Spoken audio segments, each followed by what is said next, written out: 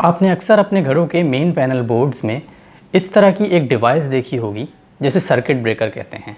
ये करता क्या है, जब इसमें से रेटेड करंट से ज़्यादा करंट पास हो तो ये सर्किट को ब्रेक कर देता है, यानी ये सप्लाई को ऑफ़ कर देता है और ये आपके घर की तमाम अप्लायंसेस को, तमाम वायरिंग को, यहाँ तक कि आपके पूरे घर को आग लगने से ये एक छोटी सी डिवाइस बचा सकती है।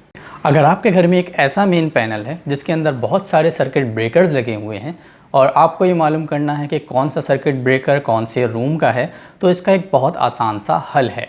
आप इस तरीके की एक वायर बनाओगे, उसे उस कमरे के स्विच बोर्ड में लगाओगे और बटन को ऑन कर दोगे और उस कमरे का जो रिस्पेक्टिव सर्किट ब्रेकर होगा वो ट्रिप कर जाएगा।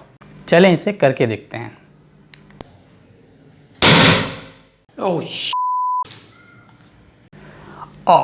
मैं इतनी बड़ी गलती कैसे कर सकता हूँ। मैंने सिर्फ एक सर्किट ब्रेकर मालूम करने के लिए अपने घर की पूरी वायरिंग को रिस्क में डाल दिया। वो तो शुक्र कि मेरे घर में कम एम्पेयर के सर्किट ब्रेकर लगे हुए हैं तो वो जल्दी ब्रेक कर गया। और सर्किट ब्रेकर में सबसे अहम चीज़ होती है उसकी एम्पेयर रेटिंग।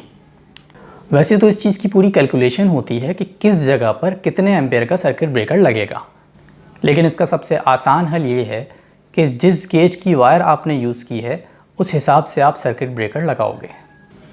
जैसे 329 की वायर जो नॉर्मली घर की वायरिंग में इस्तेमाल होती है वो 13 एम्पेयर तक का करंट बर्दाश्त कर सकती है, तो आप उस जगह पर मैक्सिमम 10 एम्पेयर का सर्किट ब्रेकर यूज़ करोगे। 13 एम्पेयर तक का करंट बर्दाश्त करने का मतलब ये है कि 13 एम्पेयर से अबव पर आपकी वायरिंग हीटअप होना शुरू हो जाएगी, यानी कि गर्म होना शुरू हो जाएगी, और उससे भी ज़्यादा अगर उसे करंट उसमें से पास होगा तो वायरिंग जलना शुरू हो जाएगी।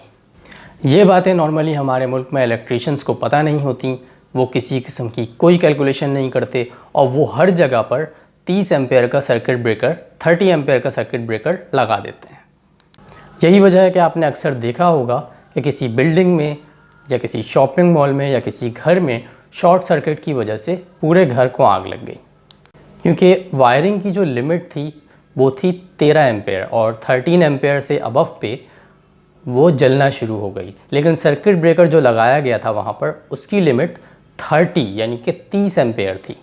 इसीलिए आपको भी ये चेक करना चाहिए कि आपके घर में जो सर्किट ब्रेकर्स लगे हुए हैं वो वायरिंग के हिसाब से लगे हुए हैं या नहीं, और अगर नहीं लगे हुए तो जल्द अज जल्द उन्हें चेंज करा लें, क्योंकि ये चीज़ आपके लिए और आपके घर वालों के लिए ख़तरनाक साबित हो सकती है।